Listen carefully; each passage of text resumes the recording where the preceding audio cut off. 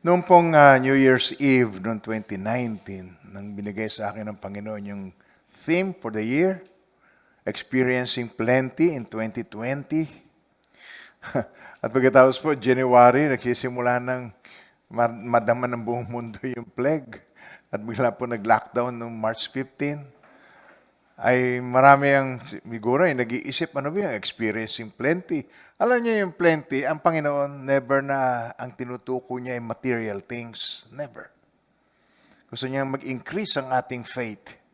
At nag-i-increase ang ating faith habang tayo ay maraming nararanasang pangyayari sa ating buhay. Yun ay ginagamit ng Diyos upang tayo tumatag sa ating pananampalataya. Sapagkat pag sa huling araw, alam niyo po, yung huling araw, alam niyo po, kung napakahalaga ang yung pong beginning, in the beginning, ay lalong maganda yung muling pagbabalik ng Panginoon, yung ending. Kalimitan po, it is not how we start, pero ang mahalaga po, it's how we finish. Kung paano nating tinapos ang magandang plano ng Diyos sa ating buhay. Kaya't ngayong umaga, titingnan po natin, o ngayong araw na ito, ay ito ang message. The true character of a Christian revealed.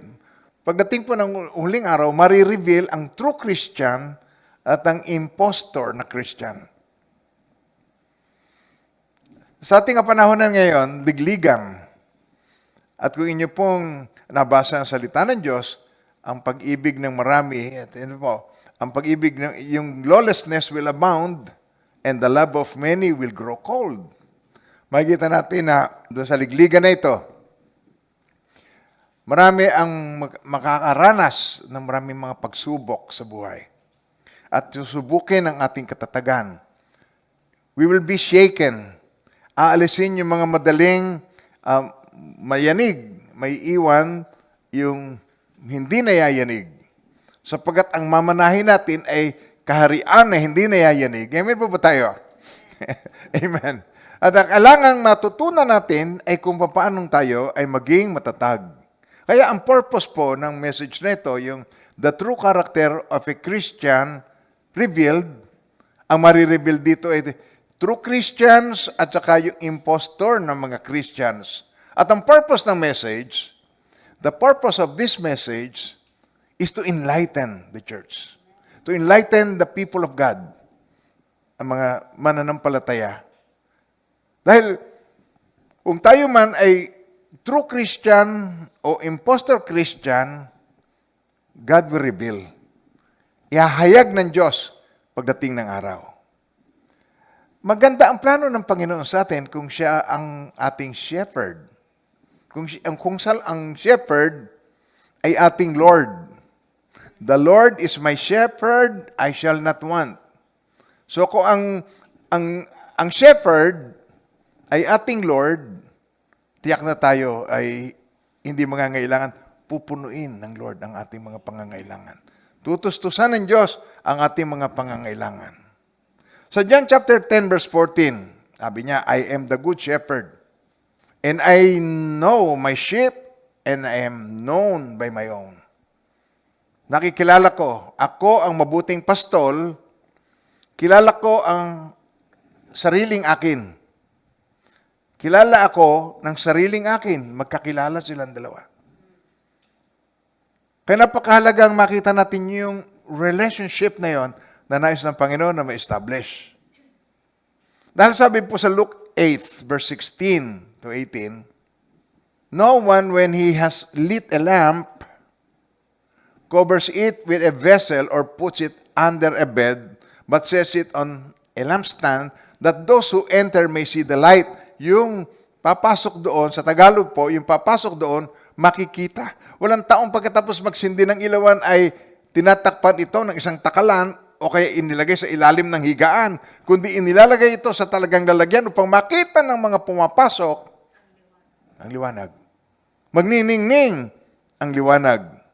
Sapagkat walang nakatago na hindi mahahayag o walang lihim na di malalaman at malalantad sa liwanag. Sabay-sabay. Sapagkat walang nakatago na hindi mahahayag o walang lihim na di malalaman at malalantad sa liwanag. Sino po maghahayag? Sino po ang maglalantad? Sabi mo nga sa katabi mo, abay, hindi ikaw. Oo. Yung trabaho ng Diyos, huwag mo pakialaman. Trabaho niya yan. Yan ang role niya. Huwag mong gawin yung role niya sapagkat ang diablo ang may gusto na ang role ng God gawin niya. Gusto niyang ipakitang siya ay mas marunong pa sa Diyos sapagkat walang nakatago na di mahayag o walang lihim na di malalaman, malalantad sa liwanag. Kaya't mag-ingat kayo kung paano kayo nakikinig sapagkat siyang mayroon, lalo pang bibigyan. At ang sinamang wala, pati nang inaakala niyang nasa kanya, na mawawala pa, kukunin. Ay kukunin. So, ano sabi rito? Kaya't mag-ingat kayo. Ay, sabihin mo sa katabi mo, ingat tayo. Mag-ingat tayo. Amen po. Sapagkat ihahayag yan pagdating ng araw. Ang mahalaga nito, mga minamahal ng Panginoon, it is not how we start, it is how we finish. Kung paano tayo nakarating. Tignan nyo, kahit kayo nauuna sa race, ikaw na nangunguna. Pero nung malapit ka na doon sa ending na, dapa ka pa. Merong nauna sa iyo, siya ang champion. Hindi ikaw. Kaya nais ng Panginoon tayo ay mag-ingat sa ating paglakad, sa ating pagkikinig, sa ating pamumuhay. Ingatan natin kung paano tayo ay namumuhay. Sa Matthew 25 verse 31 to 46. Ito po yung araw na tinakda ng Diyos. Kapag dumating na ang anak ng tao, darating siya. Walang pasubali. Yung tamang timing, siya ang nakakaalam. Darating siya. Magbabalik siya. Sa kanyang kaluwalhatian. Pag dumating na ang anak ng tao na nasa kanyang kaluwalhatian, nakasama niya ang lahat ng mga anghel, siya uupo sa trono ng kanyang kaluwalhatian. Okay, mga minamahal ng Panginoon. Ibang trono ito. Uupo siya sa trono ng kanyang kaluwalhatian. Ito yung judgment of the nation. Babalik siya. Aabutan niya yung mga taong nabubuhay pa. O ganito ang gagawin ng Panginoon, mga minamahal ng Panginoon. Titipunin sa harapan niya ang lahat ng mga bansa at kanyang pagbubukod-bukurin ng mga tao na gaya ng pagbubukod na ginagawa ng pastol sa mga tupa at sa mga kambing. Sabihin niyo nga yung word na yun, tupa at kambing. Pagbubukurin niya yung tupa sa kambing. So ang separation na ito, hindi tayo gagawa niyan. Sabihin mo sa katabi mo, wag mong papakialaman yan. Maaaring magkamali ka dyan. Huwag kang manghuhusga dyan. Huwag mong isipin sino ang tupa o sino ang kambing. Kung sino man yan, pinrich nga ni Pastor Ricky, if it's wrong or it is right, good or bad, whether you are sheep or goat, only God knows. Ayos ba yan? Only God knows. Magtiwala tayo sa Diyos. Huwag tayong manangan sa ating mga sarili. Titipunin sa harap niya lahat ng bansa, kanyang pagbubukod-bukurin, ang mga tao, gaya ng pagbubukod-bukod ng pastol sa mga tupa at sa mga kambing, at ilalagay niya ang mga tupa sa kanan, subalit ang mga kambing ay sa kaliwa. Okay. Alam niyo, sa kaliwa, mahilig kumaliwa. Okay, doon yun, yung mga kambing. Pero yung mga tupa, nasa kanan. Amen. Tuloy natin. Pagkatapos sasabihin ng hari sa mga nasa kanyang kanan, halika kayo. Mga pinagpala ng aking ama, manahin ninyo ang kahariang inihanda para sa inyo mula sa pagkakatatag ng sanlibutan. Sapagkat ako'y nagutom. At binigyan ninyo ako ng makakain, ako'y nauhaw. Binigyan ninyo ako ng inumin, ako'y taga-ibang bayan. Stranger ako, ako'y inyong pinatuloy. Ako'y naging hubad at inyong dinamtan. Ako'y nagkasakit. Ako'y inyong dinalaw. Ako'y nabilanggo at ako'y inyong pinuntahan. Pagkatapos sasagutin siya ng mga matuwid na sabihin, Panginoon, kailan ka namin nakitang gutom at pinakain ka namin uhaw na binigyan ka namin ng inumin? Kailan ka namin nakitang taga-ibang bayan at pinatuloy ka o hubad at dinamtan ka? At kailan ka namin nakitang may sakit o nasa bilangguan at dinalaw ka namin? At sasagot ang hari. Pakinggan niyo mabuti. Sasagot ang hari. At sasabihin ko sa kanila, Katotohanang sinasabi ko sa inyo, yamang ginawa niyo ito sa isa sa pinakamaliit sa mga kapatid kong ito, ay sa akin ninyo ginawa. Wow! Napakabuti ng Panginoon. Gusto niyang tayo ay maging handa sa kanyang pagbabalik. Gusto niyang tayo ay huwag tatamad-tamad, o lagi lang tayo may wishful thinking. Gusto niya tayo maging bahagi ng kanyang magandang plano. Amen po. Ipagpatuloy natin. Tingnan. Pagkatapos, sasabihin naman niya sa nasa kaliwa, lumayo kayo sa akin, kayong mga sinumpa. Doon kayo sa apoy na walang hanggan na inihanda sa dyablo at sa kanyang mga anghel. Tingnan niyo po. Yung apoy na yon, yung impyerno, ay hindi para sa mga tao. Hindi po inilaan sa mga, never na inilaan ng Diyos para sa mga tao. Ang impyerno ay para sa mga dyablo at sa kanyang anghel. Doon yun inihanda. Lamang, napadamay. Dahil ang tao, ginawa yung role niya. Ginawa yung kasamaan, parang siya ang ama ng kasamaan, siya ang ng kasinungalingan, siya ang ama ng kasalanan, siya ang ama ng mga mamamatay. Kaya sasabihin niya, lumayo kayo sa akin, kayo mga sinumpa. Doon kayo sa apoy na walang hanggan na inihanda sa dyablo at sa kanyang mga anghel. Huwag tayong dadamay doon. Hindi tayo dapat sumama. Hindi yun ang plano ng Diyos. Sabi niya, ako lamang ang nakakaalam ng panukala na inihanda ko para sa inyo upang ito kayo bigyan ng pag-asa sa hinaharap. Sa inyong ikabubuti ang aking mga plano upang bigyan kayo ng pag-asa sa inyong hinaharap. Wala siyang planong masama. Wala siyang plano na malagay tayo rin sa lugar na ito. Pero sabi niya, sapagkat ako'y nagutom, hindi ninyo ako binigyan ng pagkain, ako'y nauhaw, hindi niyo ako binigyan ng inumin. Tikom ang iyong kamay. Ako'y taga-ibang bayan, hindi ninyo ako pinatuloy, hubad at hindi ninyo ako dinamtan, may sakit at nasa bilangguan, hindi ninyo ako dinalaw. Pagkatapos sasagot din sila sa kanyang sabi, Panginoon, kailan namin nakitang gutom o uhaw o isang taga-ibang bayan o hubad o may sakit o nasa bilangguan at hindi ka namin pinaglingkuran. Kailan nangyari yun?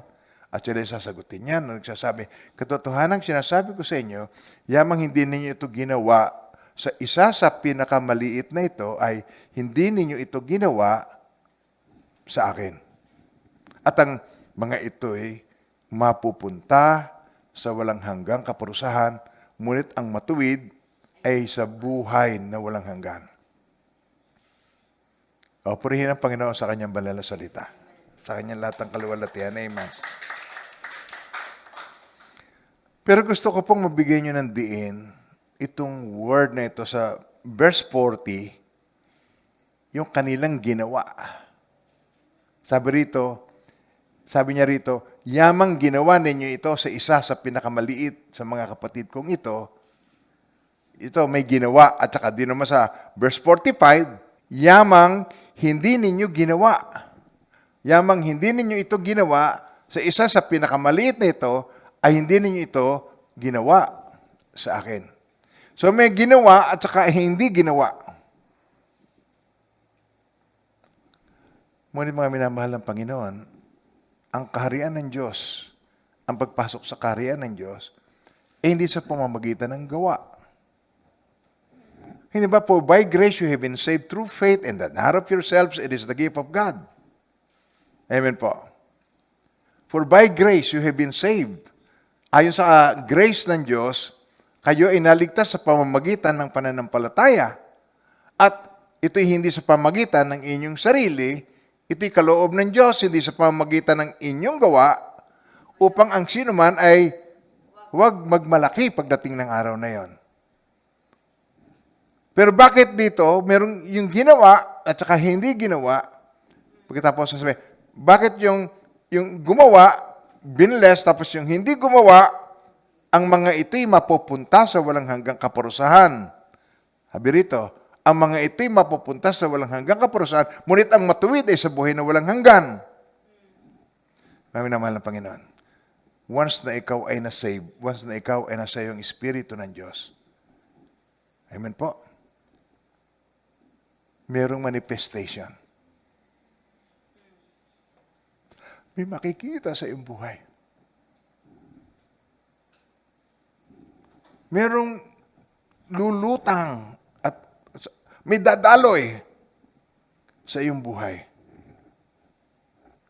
Meron, hindi mo yun ay kusang loob na dadaloy sa iyo. Pag-ibig, dadaloy. Malasakit, dadaloy. Dadaluyan ka ng love ng Panginoon. May extend mo ito sa iba. Kaya ito ay manifestation na tunay na ikaw ay saved. Hindi ito yung means para ikaw ay masave. Hindi ito yung means para ikaw ay magkamit ng buhay na walang hanggan. Kaya kung kayo po first time na makikinig sa mensahe ng Panginoon, welcome po kayo sa family ng Holy Trinity Bible Church. At nawa po, hindi itong una't huli, nawa every Sunday, makasama namin kayo sa pakikinig ng salita ng Diyos. Amen po. At kung kayo dati nang nakikinig, ay mabigyan kayo ng warning na hindi po yung ating gawa ang maghahatid sa atin sa buhay na walang hanggan. Ito'y manifestation at dito po malalantad ang impostor sa tunay. Kung tunay kang Christian o ikaw impostor na Christian, may expose, marireveal. The true character of a Christian revealed at the end. True Christian or impostor Christian. Amen po. Hindi ba? Kung meron kayong itatala, kung meron kayong ihanda na kopyahin ninyo, mag-take notes kung paano yung last week. Sabi ko, itong i-take notes ninyo kasi what you sow is what you reap. The law of the land. Huwag tikom ang iyong kamay. Ikaw ay maging channel of blessings ng Panginoon. Dadaluyan ka ng blessings. Lalong-lalo na ito. May kinalaman ito sa pagkilala mo sa iyong sarili. Ang kalimitan, hindi mo nakikilala ang iyong sarili. Ganun ako. Kung nakikilala ko lang ang sarili ko na ako'y pastor, noon, hindi pa naman ako pastor, hindi pa ako nakakakilala sa Panginoong Jesucristo, pero hindi pa ako pinapanganak, alam na ng Lord kung sino ako. Alam na ng Lord kung ano ang plano niya sa buhay ko. Alam na niya. At hindi maaari magkamali ang Diyos. At pag ang stand mo ay pagtitiwala sa Diyos, ikaw ay nasa tamang direction. Trust in the Lord with all of your heart and lean not on your own understanding. In all your ways, acknowledge Him and He shall direct your path. Ididirect ka niya sa iyong lakad. Kay Yahweh ka magtiwala. Sa Tagalog, tiyan niyo po. Kay Yahweh ka magtiwala, buong puso at lubusan. Huwag kang mananangan sa sariling karunungan. Sa iyong palagay, sa iyong haka, sa iyong narinig. Huwag kang ulitin natin. Okay. Kay Yahweh ka magtiwala, buong puso at lubusan. Hindi ka niya ililigaw. Huwag kang mananangan sa sarili mong palagay, karunungan, haka. Huwag kang magtitiwala sa sarili mo. Amen po. Kay Yahweh ka magtiwala. Siya'y sangguniin sa lahat mong mga balak at kanya kang itutumpak sa lahat ng iyong lakad. To God be the glory at the end. Pagdating na araw, to God be the glory for all the things that He has done. Amen po. Pero para tayo maintindihan natin itong message ng Panginoon, hihimayin natin ito. Titingnan natin itong mga karakteristik na ito ng tupa, karakteristik na ito ng kambing. Amen po. Sabihin na iba, hindi ba si Jesus ang shepherd? Yes, si Jesus ang shepherd. Siya ang good shepherd. Tingnan niyo po. Sabi niya, I am the good shepherd and I know my goats. I am the good shepherd and I know my sheep and am known by my own. Alam siya, magkakilala sila. So siya hindi shepherd ng goats. Hindi siya pastol ng mga kambing. Walang kambinito. Siya ay pastol ng tupa. Maliwanag po. Amen po. Praise God. Okay. Now, ito ngayon ang titingnan natin. Yung sa natural. Alam niyo po ba sa natural kung ano ang kaibahan ng kambing sa tupa? Sa natural. Kung nakikita mo pag nakita mo yung mga hayop na ito, makikita mo ba kung anong difference nila? Okay? Pareho naman, pareho kumakain ng damo. O, anong kaibahan ng kambing sa tupa? May karakteristik. Alam niyo, nung malimit po ako sa Mindoro noon, ako'y bumili ng mga kambing na may lahi, yung magagandang kambing. Okay. At nauobserbahan ko yung mga kambing kung anong mga ugali ng mga kambing. Napakailap ang mga kambing.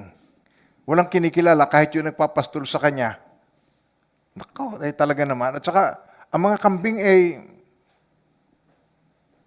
laging nakataas na ganon at inaabot niya yung mga talbos-talbos ng mga kambing. Kaya alam niyo, ang kambing, pag inalpasan mo, mapapaaway ka sa kapitbahay mo na merong lupa, yung merong taniman. Kasi lahat ng talbos, at saka ang inaakyat niyan, pati puno, aakyat yan, sumasampa, tinataas niya ang kanyang sarili para abutin yung talbos. Yan ang ugali ng kambing. Hindi lang yon, kailangan mo itong itali kasi pag hindi mo ito tinali, talagang ito, iikot kung saan, uuwi lang yan, gabi na, dahil meron kang inihanda ng hapunan, may hapunan ng kambing, uuwi yan hapon. Pero ito ng kapitbahay, magko-complain na sa iyo. Inubos ng kambing mo, ang tanim ko. Inubos ng kambing mo, yung talbos ng nyog. Yung talbos ng nyog, pagka tumutubo pa lamang, kakainin niya yung ubod nun. Ubod siya ng takaw. Kakainin niya kahit na kahit yung mga tuyo, kainin niya. Ang totoo nyon, wala na siyang pinipili ang kambing, kinakain kahit ano. Kasi spiritual, they just eat anything offered to them. Pag tinignan natin yung goats eat anything. Kahit ano, kinakain ng kambing. Kaya, kahit na ito hindi healthy spiritually, kahit ito hindi healthy na spiritual food, kakainin ng kambing. Kasabi rito sa 1 Peter 2, verse 2, tingnan niyo po. As newborn babes, desire the pure milk of the word. Desire the pure milk of the word, that you may grow thereby. In newborn babes, yung nakikita ko, desire pure milk of the word. Nakanganga pa sa akin. At pinakikinggan mabuti ang susunod kong sasabihin. Tapos pag jokes, kung makatawa, binibili ang aking jokes. Tuwan-tuwa naman ako tuloy, magbigay ng humor. Nag-e-enjoy ako sa pagtuturo dahil nakikita ko sila kung makinig ay talagang lapat ang kanilang mga puso sa pakikinig. Pero pag binalikan ko, yung mga nawala, yung mga nakikita ko, hindi interesado sa pure milk of the word. Hindi interesado. Napansin ko, tinan nyo, gaya ng mga sanggol na bagong silang, mithiin ninyo ang malinis na espiritual na gatas upang sa pamagitan nito'y lumago kayo tungo sa kaligtasan. Kaya nakikita natin dito yung attitude. Goats eat anything. So ang ginagawa niya, nakikinig siya ng kahit ano, kung ano yung popular, kung ano yung uso, yun ang papakinggan. Kung ano yung exciting, mystical, yung merong abracadabra, kung merong mystical na gustong-gustong makinig noon, gustong-gusto. Yung mga magical, gustong-gusto. Mystical na bagay. Amen po. Na wala namang eternal value, na hindi life-changing, na hindi yung nababago ang kanyang karakter. Hindi. Ang interesado lang siya is what is popular and exciting and mystical. At nanonood lagi doon sa mga false prophets sa TV. Sa halip na ang isik niya ay yung pure milk of the word. Kaya nakikita ko, kaya pala, hindi nagsilago. Nakikita ko yung background, nakikita ko yung karakter. Sa umpisa pa. Now, yun ang naging resulta. Mga minamahal ng Panginoon, itong message na ito is not intended to discourage but to encourage you. Ang message na ito is to enlighten the church. Yan ang purpose nito. Para tayo ma-renew ang ating values, ang ating mga priorities. Amen po ba tayo doon? Don't miss the point. At ito po sa Hebrews 10:25, tinan niyo po. Not forsaking, tinan niyo, ang ugali ng mga tupa, sabi niyo, not forsaking the assembling of ourselves together, as the manner of some, but exhorting one another, and so much the more as you see the day approaching. Sa Tagalog po nito, sabi rito, huwag nating pabayaan ang ating pagtitipon, gaya ng ugali ng iba, kundi palakasin ang loob ng isa't isa. Sabi niyo yung word na yan, palakasin ang loob ng isa't isa. O ulitin po ninyo, palakasin ang loob ng isa't isa. Yung pagpupunta sa church, palakasan ng loob, nagpapalakasan tayo sa church. Lalo na kapag, lalo nakalaman ninyo, nakikita na papalapit na ang araw ng pagbabalik ng Panginoon. At nakikita ko yung commitment. Nakikita ko yung commitment ng nakararami. Amen po. Pero may ilan, ang nakikita natin dito, sa church, nakikita natin yung galit, nakikita natin yung hate, nakikita natin nagdi-discourage, nang a-attack, nagdi-destroy. Yung community ng mga faithful, dinidestroy. Dahil hindi niya makumbinse. So, ang nangyayari po, nagmamanifest lamang. Nito ang tatak, definitely ito ang tatak ng isang goat, kambing. Amen po. Goats are natural browser. Doon sa aming alaga, sa alaga ko mga kambing. Okay.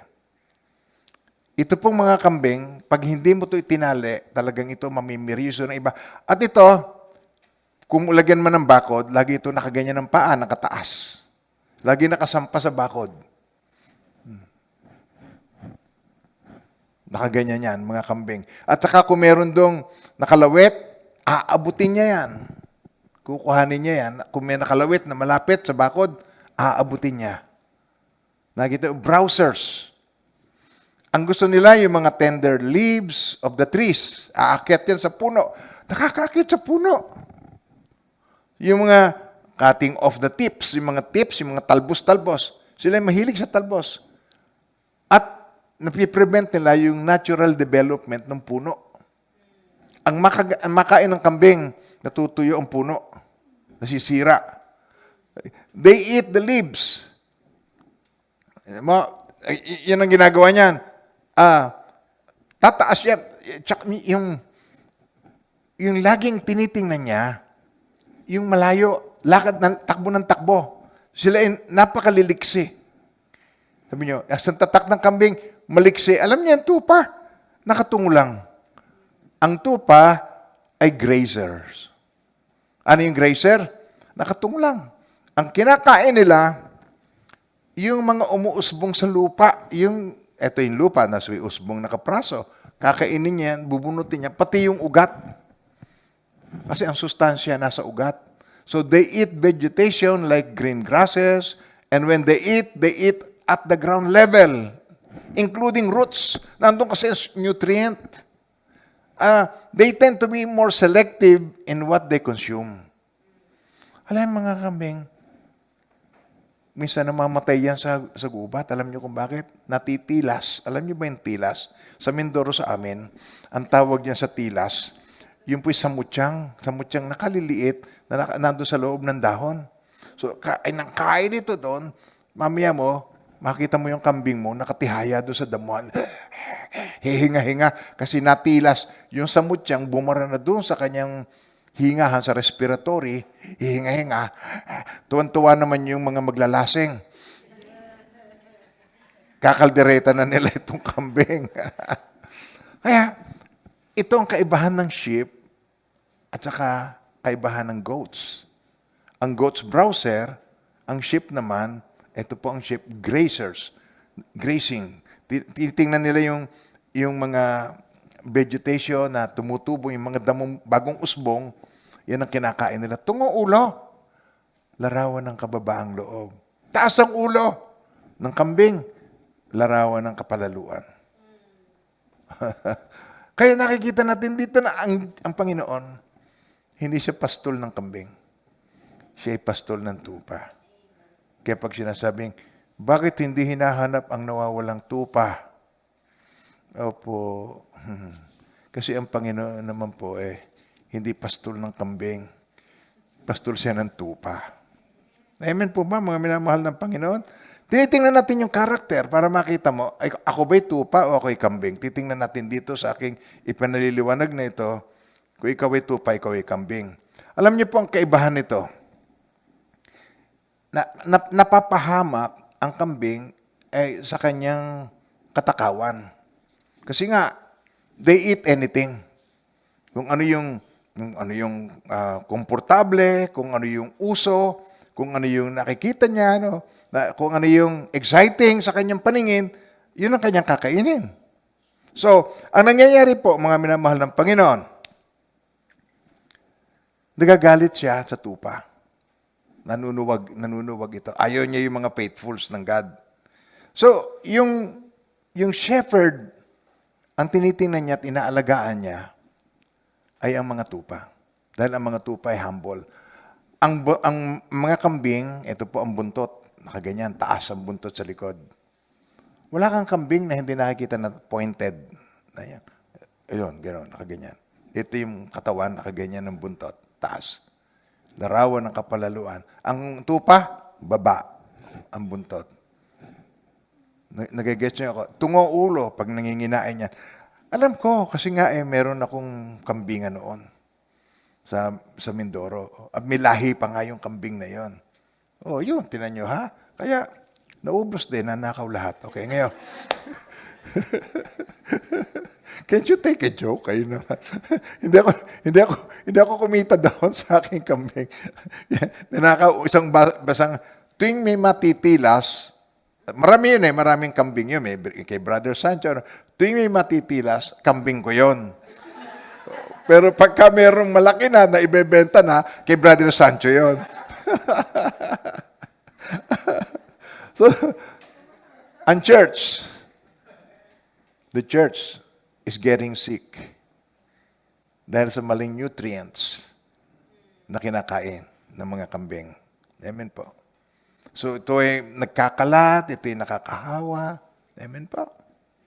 And many turns away. Sa 2 Timothy chapter 4 verse 14 na niya. They will not listen to the truth. Instead, they will listen to stories made up by men. Yan ang mga kambing. Okay, tinan niyo po. Tagalogin natin yan. Tinan niyo. At tatalikod sa pakikinig sa katotohanan ang kanilang mga tainga at babaling sa mga katang isip. Napangarap ko, nakita ko ganito. Katang isip. Pagkatapos, naniniwala, nanay, kakatakot, ganyan. Nagkikreate siya ng sarili niyang multo, katang isip. Tatalikod sa pakikinig sa katotohanan sa truth, ang kanilang tainga babaling sa mga katang-isip o sa English, babaling ito sa English, they will listen to stories made up by men. Gawa-gawa lamang. Ito yung nakita ko sa salita ng Diyos na kailangan makita natin yung profile. Sanay na tayo, marami na tayong mga karanasan sa 25 years ba naman, ang dami nating mga experience. Kaya tayo may mga profile. Now, ngayon tayong nadagdag na profile. Alin ang profile ng sheep, alin ang profile ng kambing. Amen po. Gets niyo ako, mga minamahal ng Panginoon? So dito, tingnan niyo po, pag-usapan natin prophecy. Pag-usapan natin yung stories made up by men. Naakala mo ito, nagpa-prophesy. Let's talk about prophecy. Sa 1 Corinthians 14, verse 3 to 4, tingnan niyo. Ano ba ang purpose ng prophecy? Pagka nagbigay ng propesya, merong pinakita ang Panginoon, paminamal ng Panginoon, ang Diyos, diba, tingnan niyo, tumingin kayo sa akin dali. Ang Diyos ba ay mabuti? Siya nagsabi noon, sabi niya, ako ang nakakaalam ng mga panukala na inihahanda ko para sa inyong ikabubuti. Siya'y mabuti. At ito'y upang bigyan kayo ng pag-asa sa hinaharap. Paano ka magkakaroon ng pag-asa kung ang mensaheng ibibigay sa iyo ay kapahamakan? Kaya sabi dito, but he who prophesies speaks edification and exhortation and comfort to men. He who speaks in a tongue edifies himself, but he who prophesies edifies the whole church. Ang church ang kanyang ine-edify. Ano ibig sabihin sa Tagalog? Tingnan niyo. Subalit ang nagsasalita ng propesiya ay nagsasalita sa mga tao para sa kanilang ikatitibay, ikasisigla, ikaaliw. Wow, ito pala ang plano ng Panginoon. Wow, ganito kabuti ang Panginoon. Meron pala siyang pinaplanong maganda. Yan ang sasabihin niya sa iyo. Bibigyan kanya ng hope. Bibigyan kanya ng pag-asa. Dahil ang Diyos ay mabuti. Ang nagsasalita ng ibang wika ay pinapatibay ang sarili. Ngunit ang nagsasalita ng propesiya, ang pinapatibay ay ang iglesia. So itong makikita natin sa difference ng pagkakambing, mas gusto niyang pakinggan yung katang isip. Pero pag tupa, papakinggan niya. At saka, pag siya'y nagpropesiya, nagprophesy, merong verse, merong chapter. Merong pinangahawakang salita. Merong confirmation. Sabi yung word na yun, confirmation. Isa pa. Isa pa. O bakit may confirmation? Yun ang truth. Yun ang evidence na nanggaling sa Diyos ang propesya. Nanggaling sa Diyos ang ipinakita. Hindi nanggaling sa isang tao na wala namang kapaki-pakialam sa church, na hindi naman involved sa gawain, na wala namang malasakit, na hindi titer. Pagkatapos bigla magpo-propesya, may malasakit ako, umiiyak pa. Paano nangyaring umiiyak ka pa, nagmamalasakit ka? Hindi ka naman titer man lang. Na hindi ka naman, wala ka man lang participation, na hindi ka man lang involved sa church, sa gawain ng church. Amen po, mga minamahal ng Panginoon. Gets niyo ba ako doon? So, ito yun. Pagka mayroon pong propesya ang Panginoon, ito'y para sa ikatitibay natin, ikasisigla at ikaaliw, at ikatitibay ng church. Kaya sa kanyang lahat ang kapurihan, yun ang propesya. Amen po. Now, kung meron, halimbawa po, yung iba, halimbawa may nakitang, o merong narinig na sa tao nang galing, yung stories na nanggaling sa tao. Tingnan niyo po. Sabi sa John 21 verse 22, ito ang dapat nating maging reaction. Nakita ni Peter, napansin niya itong maaring si John, itong the beloved, sabi niya, ito naman, ano kaya itong isang ito? Kasi sinabi ng Panginoon kung anong kahihinatnan ni Peter. Okay? Sinabi niya, gusto niya si Peter maging handa para doon. Amen po. So Jesus said to him, if I will that he remain till I come, what is that to you? You follow me. Yan lang dapat mong gawin. You follow me. What is that to you? Sabi niyo yung word na yun? What is that to you? Sa Tagalog, tinan niyo. Ano nga sa iyo? Isa pa. Ano nga sa iyo? Ano nga sa iyo? Parang, ano ba pakialam mo? Kung ano ang plano para sa Kanya, kung ano yung minimithi ko para sa Kanya, kung ano yung desire ko para sa Kanya, ano nga sa iyo? Kung siya tinalaga ko para maging senior pastor, kung siya tinalaga ko kahit tinan niyo mga minamahal ng Panginoon. Si King David, nagkamali ba ang Diyos kay King David? Amen po. Nagkamali ba siya doon? Hindi nagkakamali ang Diyos. Amen po. Ang Panginoon, meron siyang plano na maganda. Kaya sabi niya rito, kung ibig kong siya'y manatili hanggang sa ako'y dumating, ano nga sa iyo? Sumunod ka sa akin. Just do your job. Sumunod ka lang. Yun ang iyong work. Hindi mo trabaho, ang saklawan mo kung ano ang plano, ikaw ang manghusga, ikaw ang mag-ayos. Hindi natin trabaho yon. I mean po, alam mo ang pinag-aalala ko, mga minamahal ng Panginoon? Yung maayos na sana, tapos bumalik, naging kambing. Nagkaroon ng maling choice. Yun ang aking ikinalulungkot. Yung ayos na, tapos nag-compromise. Ikinompromise niya yung kanyang inheritance na nagmula sa Panginoon.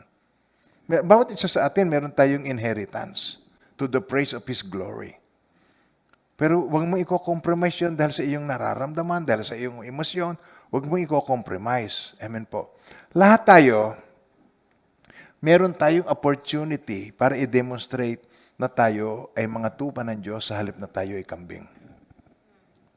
Lagi tayong merong opportunity na yun po ay ating mag-manifest sa atin, may demonstrate natin. Amen po. Tayo susubukin, tayo dadaan sa trials, testings ng Panginoon.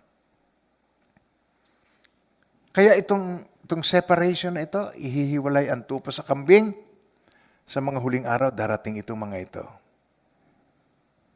Sa huling araw, magmamanifesto, i-reveal. The sheep will make themselves known. Amen po. As well as the goats. Marireveal pagdating ng araw. Marireveal yung mga impostor. Yung sa umpisa pa naman yun na impostor, hindi lang napapansin.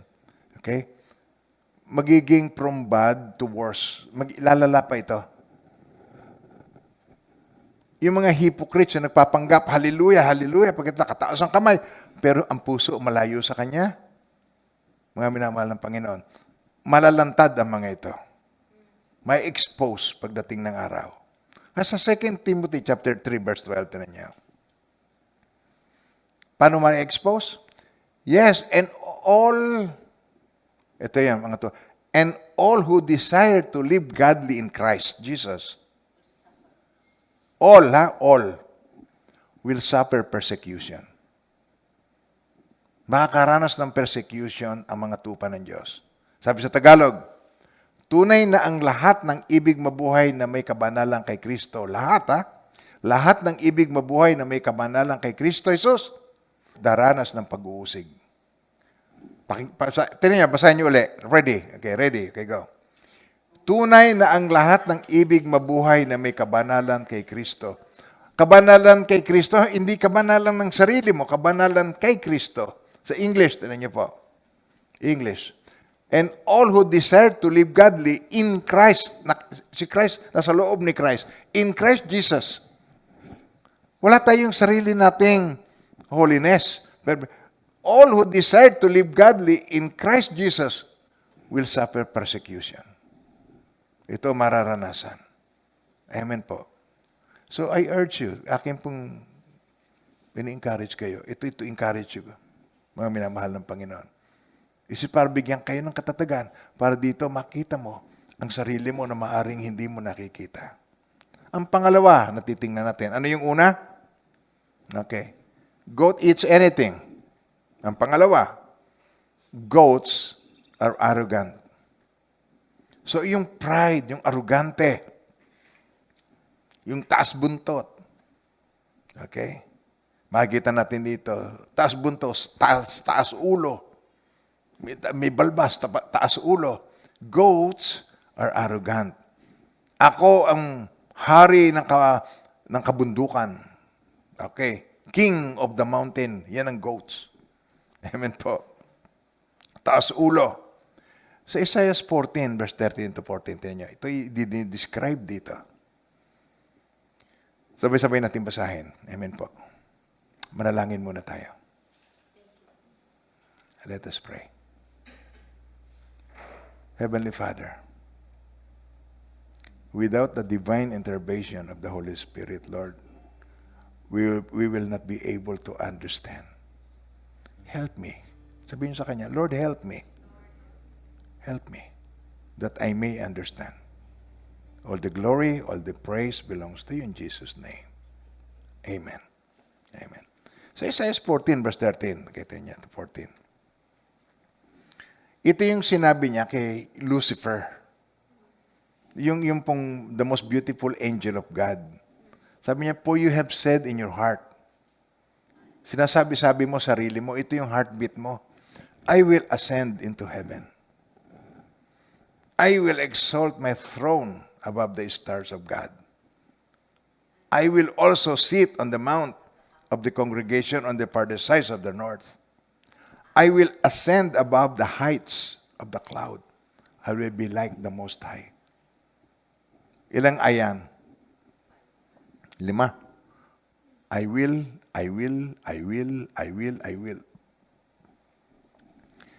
Hala, yung mga tao napakahilig itaas ang kanyang sarili. Makikita mo na yon, kaya ipanalangin mo, ipag-pray mo. Lord, nawa po, tulungan mo siya makita ang sarili niya. Tulungan mo siya na magbago. Ganon po. Tulungan natin na siya ay makita niya kung ano yung katotohanan. Makaiwas siya sa kapahamakan. Hindi naman natin gusto na magkaroon ng kapahamakan ng mga kapatiran natin, lalo na sila kapatiran na at mahal mo sa buhay. Hindi natin gusto yon. Ang nais natin, nakita nila yung truth and the truth will set them free. Amen po. Lamang mayroong ng karakteristik ito na arrogante at hindi marunong makinig. Kaya nangangailangan talaga ito ng divine intervention. Nangangailangan ito talaga ng intercession. Amen po. Hindi nakakapagtaka eh. Pagka po may seremonya ang mga yung satanic ceremonies, alam niyo kung sino yung image na nandun sa kanilang altar? Kambing. Kambing yun. Kambing ang pinakikita. Sapagkat yun po ang simbolo ni Satanas, kambing. Amen po. Kaya na-identify mo, ang kambing ay proud. I will. Meron siyang I syndrome. Itataas ko ang aking tayo sa Tagalog. Itataas ko. Ako'y aakyat. Sabi niya sa kanyang puso, ako'y aakyat sa langit, sa itaas ng mga bituin ng Diyos. Aking itatatag ang aking trono sa itaas. Ako'y uupo sa bundok na pinagdipunan ng malayong hilaga. Ako'y aakyat sa kaitaasan ng mga ulap. Gagawin kong aking sarili na gaya ng kataas-taasan. Papantayan niya. Hindi nito gustong nagpapasakop. Gusto nito ay nagdo-dominate. Gusto niya yung control. Gusto niya yung dominion. Gusto niya siya laging leader and never a follower. Nagigess niyo ang sinasabi ko? Yun ang profile. Pag nakita niya yung mga katangiang yon, yun na. Nakikita niyo na, yun ang dapat mong ipag-pray. Sabi sa Proverbs 8:13, itong napakahalagang matutunan para maalis po ito. The fear of the Lord is to hate evil, pride and arrogance, and the evil way, and the froward mouth do I hate. Tagalog. Ang takot sa Panginoon ay pagkamuhi sa kasamaan, ang kapalaluan, kahambugan, landas ng kasamaan, at ang masasamang pananalita ay aking kinasusuklaman. So magsimula tayong masuklam sa ganun. Magsimula tayong you hate arrogance, you hate pride. Amen po. Hindi na natin kailangang i-judge kung sino yon. Amen po. Sa bawat grupo ay meron nun. At kung hindi mo yun alam kung sino, nako, hindi alam ang sagot. Yan ay obvious, kita mo yun. Okay? Hindi nito kailangan sabihin kung sino. Pero pag hindi mo nalaman kung sino yung sa grupo, baka ikaw yun. Kasi sa Proverbs 16:2, tinan niyo. All the ways of a man are pure in his own sight. In his own sight. In his own eyes. But the Lord weighs the spirits. Even the Lord check the motives of the spirit. Tine-check niya ang motibo ng bawat isa. So, no need to judge others. It is a waste of time. All the ways of a man are pure in his own eyes. But the Lord weighs the spirits. Amen po. Sabi sa Tagalog, ang lahat ng mga lakad ng tao ay malinis sa sarili niyang mata. Ngunit tinitimbang ng Panginoon ang diwa. Alam ng Diyos. Hindi na natin dapat pang mag-abala. Amen po. Sa Proverbs 16:5, everyone proud in heart is an abomination to the Lord, though they join forces. Amen. Though they join forces. Isa pa. Though they join forces, none will go unpunished. Kahit magsama-sama pa sila, none will go unpunished. Lahat ay makararanas ng kaparusahan. So, everyone proud in heart. Ayaw ng Diyos yan. Abomination to God. Amen po? Now, tingnan nyo. How can a true child of God take pride in the moral character ng arrogancy that God hate? Ito po. Do not reject humility. Huwag mong i-reject ang kababaang loob. Yun ang deception ng devil sa mga tao. Gusto niya ipangalandakan ang kanyang katwiran. Gusto niya siya laging manalo sa discussion, sa usapan. Alam niyo, kung ikaw ay magpatalo, tanggapin mo na lang ang iyong pagkakamali. It is better. It is a lot easier. Amen po. Alam ko lahat ay nagkakasala. Napakarami naman sa HTBC people ang nagkakasala. Napakarami naman sa staff. Wala naman perfect isa man sa staff. Nagigets ba? Sabi ko, wala naman church na perfect. Wala naman pastor na perfect. Pero hindi naninira ng church. Hindi naninira. Bihira yung naninira ng tao. Amen po. Nagkakasala. Pero ang kasalanan niya, siya ang involved. Hindi niya ini-involve yung iba, yung reputation ng iba. Hindi niya ini-involve yung church. Hindi niya ini-involve yun. Kung merong minamahal ang Panginoon sa balat ng lupa, yun ay ang church. Namatay si Jesus para sa church. Amen po. Kaya yun ang pinakamahalaga sa Kanya. Kaya hindi natin gusto na sinisira o nawasak ang reputation at ang church. Ito ang character trait ng mga kambing. Makikilala mo ang kambing, makikilala mo kung sino ang tupa sa pamagitan ng pag-uugali niya. Ang pangatlo, goats are aggressive. Agresibo. Ano sabihin ng agresibo? Nanunuwag. Nananakit. Hindi mo siya maaaring ituwid. Once corrected, aalis. Nalayas na. So ito mga ugali ng kambing. Kaya sabi sa Hib, itong kabaligtaran niyan, pursue peace with all men, with all people, and holiness, without which no one will see the Lord. Sa Tagalog, alam nyo, pagsikapan ninyong magkaroon ng kapayapaan sa lahat ng kabanalan, na kung wala nito'y walang sino mang makakakita sa Panginoon. Ito ang mark ng goats. Napaka-aggressive. Ang sino mang nag-cross sa kanyang landas, susuwagin. Ang sino man na meron siyang gusto, pagkatapos hindi nangyari yung kanyang gusto, susuwagin. Walang respeto. Hindi ito may respect sa leadership, hindi ito may respect sa pastor, sa authority. Ang isang tatak ng kambing ay walang nire-respetong authority. Hello, nandiyan po ba kayo? Merong mga simple, pero pagdating ng araw, nagmamanifest din. Nakikita mo rin. Pagdating ng araw, lumilitaw din. Kaya nyo, sabi sa 1 Peter chapter 5, verse 8, be sober, be vigilant, because your adversary, the devil, walks about like a roaring lion, seeking whom he may devour. So, ito, ang isang karakteristik niya, humahanap siya ng kanyang malalapa sa Tagalog. Humahanap, umuungal, humahanap ng kanyang malalapa. Ang hinahanap niya, yung mga mahihina. Pupuntahan yung mahihina, yun ang kanyang gustong akitin. So Galatians 5, verse 15. But if you bite and devour one another, beware lest you be consumed by one another. Sabi rito, ngunit kung kayo-kayo, sabay-sabay. Okay. Ngunit kung kayo-kayo. Isa pa. Napakahalaga yan. Kayo-kayo. Ibig sabihin, kayo mga mananampalataya, kayo mga Christian, hindi naman tayo magkakaaway po. Hindi naman mga mananampalataya magkakaaway. Sabi nga po sa Ephesians 6:12, ganito tinan nyo. Sapagkat ang kalaban natin hindi mga tao. Isa pa. Okay, ready? Okay, go. Okay, mas malakas pa doon. Mas malakas pa para magising yung katabi mo. Okay.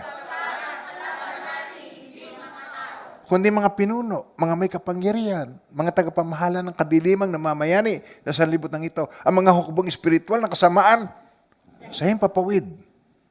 Ano ang purpose nito? Hindi ito para labanan mo ang dyablo. No. Ang purpose ng message na ito is to protect you, mag-protect ka sa bitterness, resentment, unforgiveness. Hindi ka magagalit sapagkat nalalaman mo, hindi siya ang kalaban mo. Amen po. Is to protect us from bitterness, resentment, and unforgiveness. Sapagkat ang kalaban natin hindi mga tao. Okay? Hindi mga pinuno, mga may kapangyarihan, kaya ka nagkakaroon ng bitterness, itinuturing mo na yung tao ang kalaban mo at gusto mong ituwid sa sarili mong pamamaraan. Yung mali, gusto mong ipangalandakan at ipagkalat sa ibang tao. Ikaw ang judge and jury. Okay? But sapagkat ang kalaban natin, hindi mga tao. So this verse is to protect us from bitterness, resentment, and unforgiveness. Para tayo, maiiwasan natin yung destructive behavior. So ito po, ang nais ng Diyos, kumalma ka lang. At daanin mo sa prayer ang pakipagdigmaan. Prayer. Amen po. Tigilan mo yung constant attack, constant attack, conflict, scandal, aggression. Ano yung aggression? Destructive behavior. O, itigilan mo yon. Backbiting, ano yan? Lalabanan mo ng talikuran ng isang tao. Tigilan mo yung mga bagay. Why? Because God is not pleased in doing that. Kung kaharap mo ba ang Panginoong Jesucristo, ang ituturo sa iyo, ipanalangin mo siya, patawarin mo siya, ipanalangin mo siya. Amen po, yun ang dapat natin ginagawa. Ipanalangin natin. Kaya itong message na ito po, mga minamahal ng Panginoon, para ang church ay mabigyan ng warning, para tayo po makita natin yung kung ano yung nararapat na dapat nating action. Hindi po tayo ang magkakaaway, hindi tayo ang magkakalaban, hindi dapat naglalaban-laban ang mga minamahal ng Panginoon. Ang kaaway natin ay yung kaaway ng Diyos, meaning tayo po, ayaw ng Diyos, ang mga Christian is prohibited from gossiping. Ayaw niya yung gossip o yung, ano ba ibig sabihin ng gossip?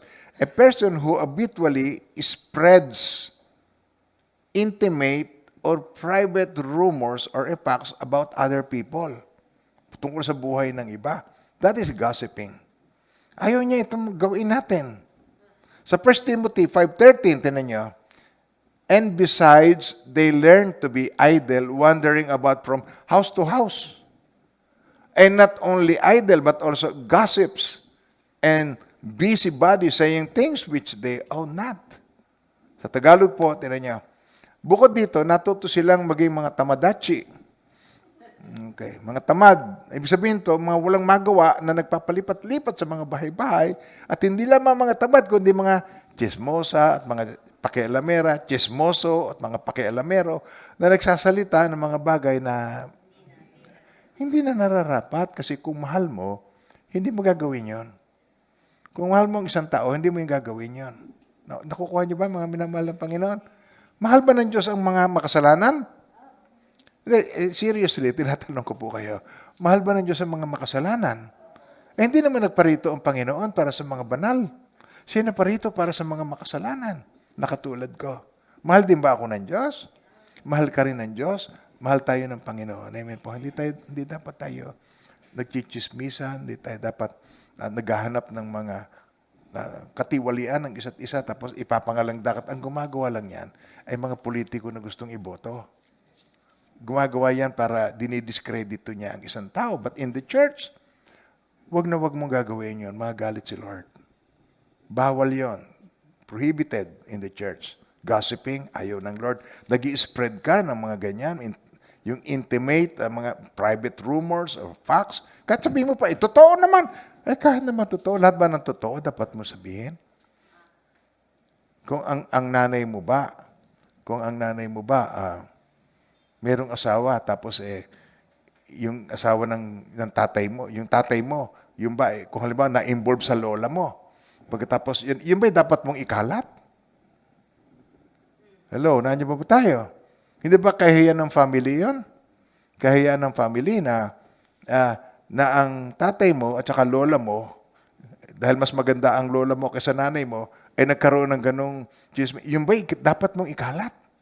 Dapat bang ipangalandakan ng isang tao na mas maganda kasi ang lola mo kaya mas pinatulan ng tatay mo? Iskandalo yun. Hindi ka magpapalipat-lipat sa bahay-bahay upang ikalat mo yung ganong klase ng mga kwento, mga minamahal ng Panginoon. Unawain po ninyo.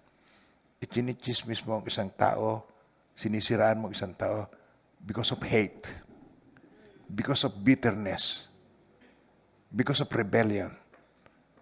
Not out of love. Obvious na obvious dito ang pagiging kambing. Now, tinan nyo. The Christian is prohibited from blaspheming. Ano yung sabihin nito? Panlalait. Ang Christian is prohibited from blaspheming. Sa Colossians 3:8, but now you yourselves are to put off all this: anger, wrath, malice, blasphemy, filthy language out of your mouth. Okay? Tingnan niyo. But now, you yourselves are must put all of this. Alisin mo itong lahat na ito. Are to put off. Sino ang gagawa nun? Who will put off? Ikaw mismo. But now you yourselves are to put off all this anger, wrath, malice, blasphemy, filthy language out of your mouth. Sa Tagalog po, tinan nyo. Tayo sa Tagalog. Ngunit ngayon ay itakwil ninyo. Ikaw mismo, itakwil ninyo ang lahat ng mga ito: galit, poot, masamang pag-iisip, panlalait, at maruming pananalita mula sa inyong bibig. Alisin ninyo ito. Sino mag-aalis?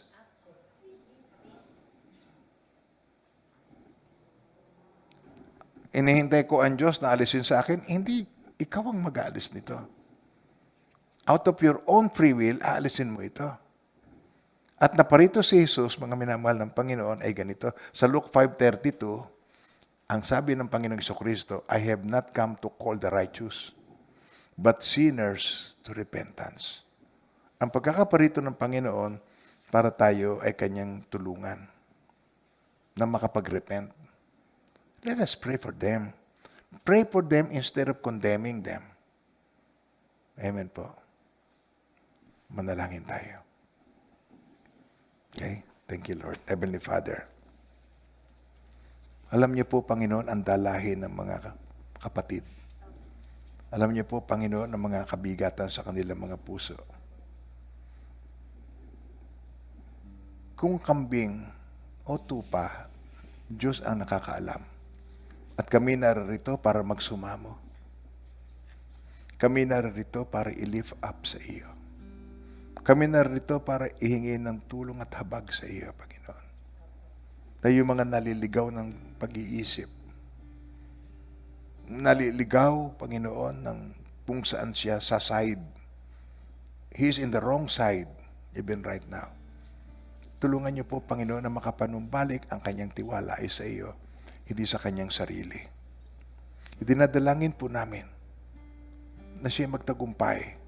Dinadalangin namin na siya makapanumbalik. At dinadalangin namin, Panginoon, siya maligtas. Dahil maaaring hindi pa niya nararanasan ang kaligtasan sapagkat pag ang banal na Espiritu ay nasa amin, ay meron pong conviction. May dadaloy, pag-ibig dadaloy sa aming buhay. Walang pasubali. Lahat kaming nakaranas nito ay naranasan namin itong pagbabago at pagdaloy na ito. Walang perfect isa man. Pero Panginoon, hindi inaabot ng 5 taon ang tigas ng kalooban. Hindi inaabot ng ganitong katagal ang hinanakit, sama ng loob, bitterness, hate. Hindi umaabot ng ganitong katagal. Kaya dinadalangin namin, wakasan na po ninyo.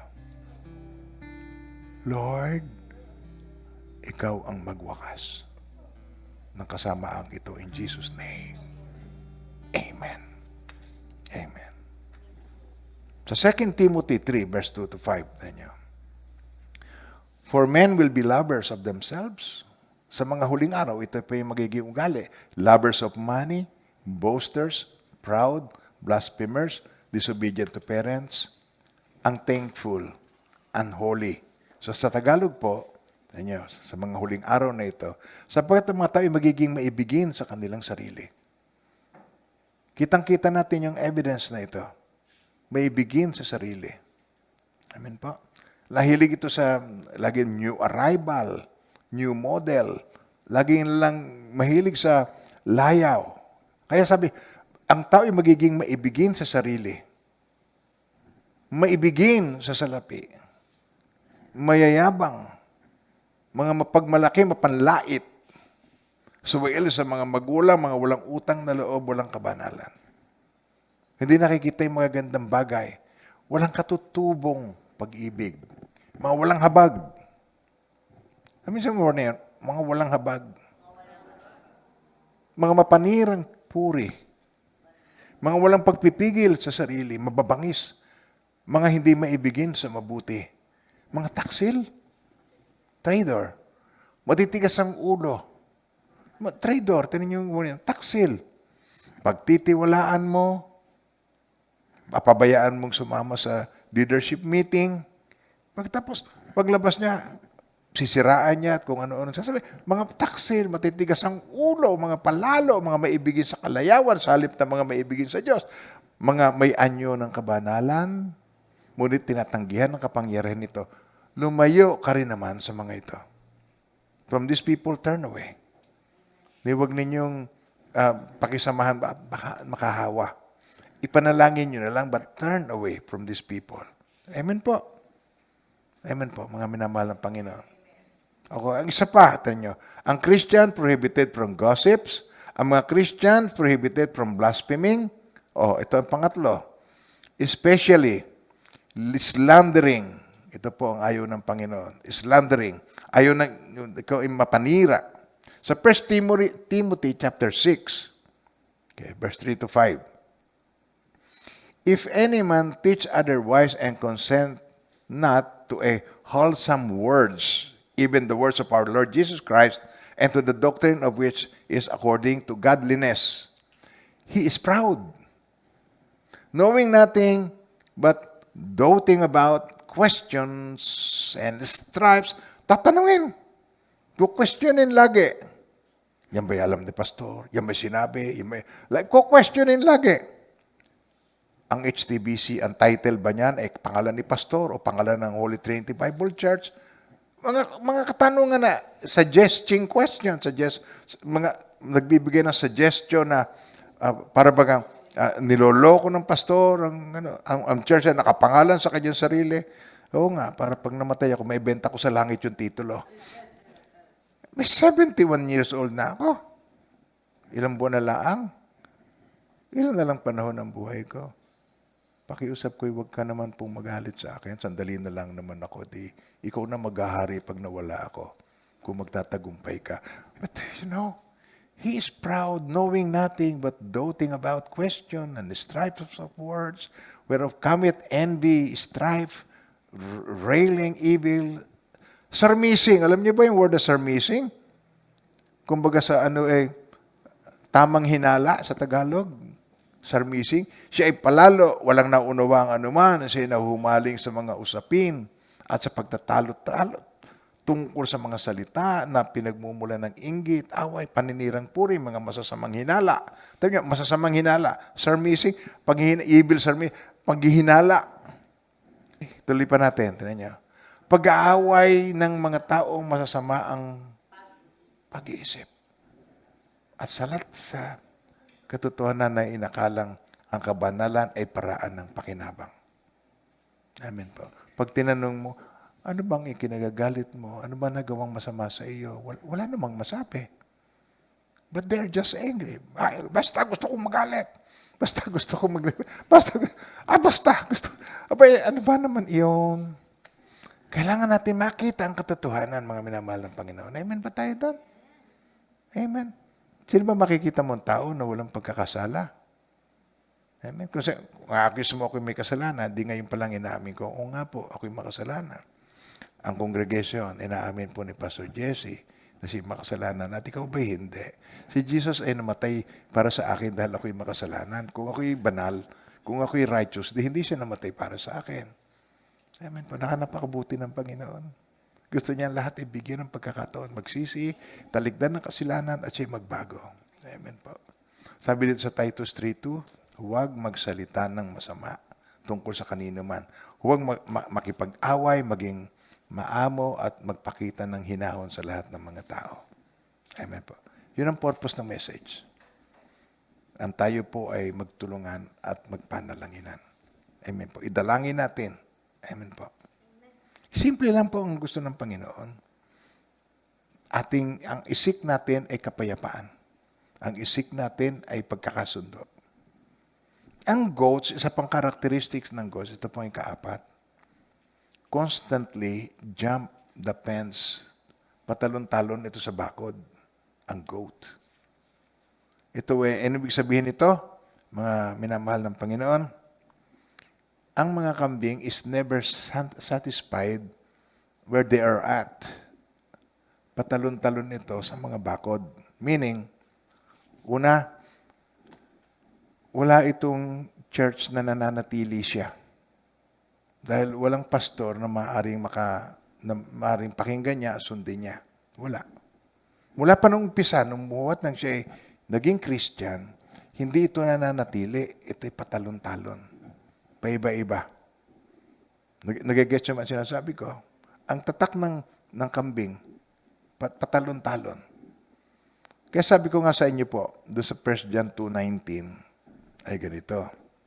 Bagamat sila'y dating kasamahan natin, hindi natin tunay na kaisa ang mga taong iyon sapagkat kung sila'y tunay na atin, nanatili sana silang kasama natin. Ngunit umalis sila, kaya maliwanag umalis sila, kaya maliwanag na silang lahat ay di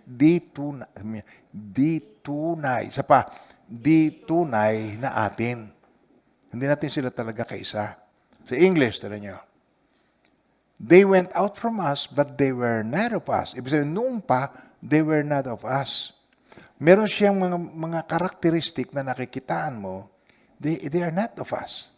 If they had been of us, they would have continued with us. But they went out that they might be made manifest that none of them were of us. Hari nawa po ay sila makakilala kay Lord. Nawa sila ay maligtas. Kasi kung ang Espiritu ng Diyos nasa isang tao, meron siyang kababaan. Makikita mo, meron siyang pag-ibig. Hindi siya malakas ang loob na magsasalita ng mga bagay na lumalapastangan sa tinawag ng Panginoon. Sabi po sa Hebrews 13, verse 17, tinan niyo. Obey them that have the rule over you. Isa pa, tinan niyo po. Basahin natin. Okay, go. Obey them that have the rule over you. Tumingin kayo sa akin, dali. Hindi ito ang keyword para sa akin. Hindi ito ang aking keyword. Nang obey them that rule over you. That obey me because I rule over you. No. Ayoko yun. Hindi yun. And submit yourselves. Okay, hindi yan aking keyword. For they watch for your souls as they must give account. Yun ang aking keyword. Yun ang nagte-tremble ako. Yun ang meron akong pangamba sa puso ko. For they watch for your souls. Ibig sabihin po nito, sila ay mananagot. They must give account. I will give account. Darating ang time, di ako makakaligtas na inevitable appointment with the Lord. Sa 2 Corinthians 5:10, haharap ako sa hukuman ni Kristo upang magsulit ng aking ginawa, mabuti man o masama, habang nabubuhay sa daigdig na ito. Sabay-sabay. Sapagkat bawat isa ay haharap sa hukuman ni Kristo. Tumingin ka, hukuman ni Kristo. Sino ba ang tagapagligtas? Si Kristo. O pag nasa hukuman ka ni Kristo, ikaw ba'y ligtas o hindi ligtas? Sabi niya, ikaw ba'y ligtas o hindi ligtas? O, nasa hukuman ka ni Kristo. Ang tinitingnan niya rito, yung reward. Ang tinitingnan niya rito, yung blessings na nais ng Panginoon para sa iyo, yung kaloob niya. Sapagkat bawat siya harap sa hukuman ni Kristo upang tumanggap ng kaukulang ganti sa kanyang ginawa, mabuti man o masama, nang siya nabubuhay pa sa daigdig na ito. At tulad ng ating naririnig doon sa isang Korean Christian na kung ito man ay mabuti o kung ito man ay masama, only God knows. Whether it is good, whether it is bad, whether he is goat or whether he is sheep, only God knows. Pero may characteristics. So yun ang tinitingnan natin. Kaya, if you belong to these characteristics, siyempre, meron pa tayong time mag-repent. At kung tupa, nakakapag-repent. At kung kambing, dinidepensahan ng sarili niya. Manunuwag. Magagalit. Pero kung tupa, magre-repent. Amen ba tayo doon? Amen. Kaya balikan natin yung Hebrews 13:17. Sa Tagalog, tinan niyo. Sumunod kayo at pasakop sa mga namumuno sa inyo sapagkat sila'y matamang nagbabantay alala sa inyo mga kaluluwa bilang mga mananagot. Yun ang matindi doon, bilang mananagot. Meron siyang accountability. Meron akong accountability and I cannot escape from my accountability. You do not need to judge me because God knows what to do. Hayaang gampanan nila ito ng may kagalakan at hindi may happy sapagkat kung ganito, hindi ito magiging pakinabang sa inyo, sa sino man na hindi nagpapasakop. Oh, amen po, mga minamahal ng Panginoon. Bakit ko sinasabi ito? Wow, we are now living in the last days. Ito po. At dapat nating makita na sa mga huling araw, lawlessness will abound. Ang masama, lalo pag magmamanifest ang kasamaan at ang pag-ibig ng marami manlalamig. So we need to be aware of what's going on. Kung ano yung nangyayari ngayon sa ating kapanahunan. Napakatitindi na. Global pandemic. Nakikita niyo yung pandemic. Nakikita niyo yung economy is going down. Nakikita niyo na yan. Nakikita niyo yung kaguluhan sa mga bansa. Nakikita natin yung climate change, kung gaano kalalakas ang mga bagyo, kaunting. Signal number 1 ba naman? Lumubog ang isang siyudad. Signal number 1. Hindi pa tayo December na ba ngayon? Hindi pa naman December ngayon. Okay? Kaya nga ito message natin. Sa isang linggo, Christmas na message natin. Panahon ng puto bumbong at puto na next month. Okay? Next week. Pero ngayon, tinitingnan natin dito sa end time message. Mahahayag. At nawa, makita natin ang kahalagahan ng message na ito. Many people do not even qualify to be a member of a church. Because if they come, they do not seek communion and fellowship with the brethren. Pumupunta sila late. Pagkatapos ng worship service, tumatalilis na. Kahit siya pa ang preacher, pagkatapos mag-preach, naalis na. Nasibat na, umaalis na. Hindi na nakikita ng mga tao. Hindi nakikipag-fellowship. Nagigets mo ba sinasabi ko? Now, pangalawa, tinan niyo, B. They do not participate in church activities katulad ng halimbawa, evangelism, yung tungkol sa salvation, yung tinuturo kung paano presentation ng salvation. Hindi nagjo-join in doon. Teaching nor church community things, yung ating community service na ginagawa, no, hindi. Basta kailangan siya lang ang leader, siya ang group leader. Pero pag hindi, they don't participate. They don't even qualify as member of the church. Nasusundan niyo pa ba ako? Pangatlo, tinan niyo. C, tinan niyo. They do not economically support the work of God, which suggests where their loyalties lie. Tingnan niyo po. Outside their own spiritual family, doon ang kanyang loyalty, pero hindi sumusupport. Matapos ipanalangin, i-bless, okay, nabe-bless, pero they don't support the, economical o yung financial needs ng church. They don't support. Ngayon, tingnan niyo, napakaraming mga kapatiran tayo na inaabot natin, nag-aayuda ang church. Sa abot ng ating makakaya, we try to help people. Meron na nga tayong ambulance na magagamit natin. Unti-unti nang nabubuo ngayon ang ambulance natin. Makakatulong na yan sa marami. Dahil pagka nagkagipitan, unahin muna, kukontakin natin yung bawat barangay may mga kanikanyang ambulance. Pero pagkagipitan na, magagamit natin. Meron na tayo. Ang Panginoon ay napakabuti. Yung mga ngailangan natin, tinutugunan ng Lord. Nakita natin yung gawain natin, ibine-bless ng Panginoon. Nakita natin yung marami, nagbabago ang buhay. May impact. May mga dating addict na ngayon ay pastor at worker ng HTBC. Meron dating mamamatay tao na nagsisi, ngayon ay worker ng HTBC. Hindi ba? Mga mag-asawa na maghihiwalay na ngayon ay nakakasundo. Nagmamahalan sila at maayos ang kanilang pagsasama. Hindi ba yun ay produkto ng pag-ibig na ibinuhos ng Panginoon sa church na ngayon ay dinedemonstrate ng bawat isa? So, letter D, natin mo, they do not permit the pastor to counsel them. Hindi ito nagpapakounsel ng kanyang personal. Hindi ito lumalapit para humingi ng tulong, mag-seek ng advice. Wala. Pag ito ay ang pastor, halimbawa, nakitaan na hindi tama ang kanyang uri ng pamumuhay. Pagkatapos ay ikinorek. Babalikan ito ang kanyang pastor, aatakihin, magagalit. will attack the pastor. So nakikita natin dito yung sungay na ito na uma-attack, ready to hurt people, ready to attack people. Basta humarang sa kanyang landas, susuwagin. Amen po. Kaya, ating pong pag-aralang mabuti itong ating sinasabi ngayon, itong ating tinitingnan ngayon. Kung meron kayong dapat i-take notes, kung i-take notes ninyo, what you sow is what you reap, na napakahalagang law of the land. Tingnan natin to sa end time kung ano yung may expose sa atin na dapat na tayo ay maging aware of. Alin ka ba rito? Ikaw ba'y tupa? Ay, ikaw ay kambing. So what are you? Amen po? Alin ka rito sa mga ito?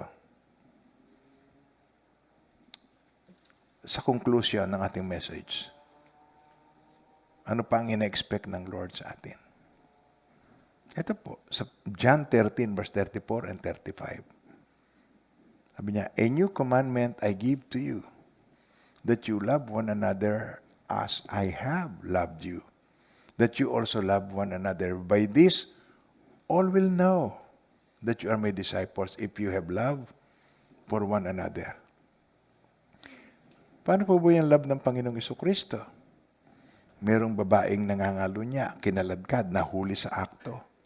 Tapos iniharap sa kanya. Okay? Nagigets mo ba sinasabi ko? Sabi ni Moses, sabi kay Jesus, Guro, ang katuruan ni Moses, ang batas ni Moses, pag nahuli, sa pangangalo niya, dapat batuhin hanggang mamatay. Ano ang masasabi po ninyo? Si Jesus gusto nilang i-accuse of something, kahit anong sabihin ni Jesus doon, mamaliin nila. Pero ang sagot ng Panginoong Jesucristo ay kinorek nila yung mali nilang palagay. Kumuha siya ng bato, dinampot niya, at kanyang iniabot sa kanila. Ang sino man sa inyo na walang sala, siya ang unang pumukol. Natigilan silang lahat sa correction. Sapagkat nung araw, yun ang batas. Dapat batuhin hanggang mamatay. Ang tinuturo ni Jesus ay love. Pagkatapos, kahit anong sabihin niya doon, mamaliin. Kaya ang kanyang sinabi, kung yan ang aral na natutunan ninyo, kung sino walang sala siyang unang bumato, pero walang nakahuma sa kanila, ay yun ay mga pariseyo. Sabihin mo sa iyong katabi, mabuti pa ang pariseyo. Mabuti pa ang pariseyo, hindi na ngatwiran ng natigilan sila at sila'y tumalikod at binaba ang kanilang bato at sila'y umalis. Nasaan nahatan nyo? Nasaan na yung gustong humatol sa iyo, mag-condemn sa iyo? Sabi niya, umalis na po, Lord. Ako man, hindi kita kinokondemn, but go and sin no more. Humayo ka, huwag na magkasala muli. Hindi ba ganun kabuti ang Panginoon? Hindi ba tayo dapat ay maging ganun kabuti? Amen po. And the Lord is my shepherd, I shall not want. Kaya ang shepherd, dapat siya ay iyong Lord para ikaw ay mapastol ng Panginoon. Kasi kung ikaw ay kambing, hindi siya nagpapastol ng hindi sheep. Sheep ang kanyang pinapastol, hindi kambing. Amen po. Kaya kung may bit ang Panginoon sa kanyang balikat, na yung tupang nawawala na natagpuan niya.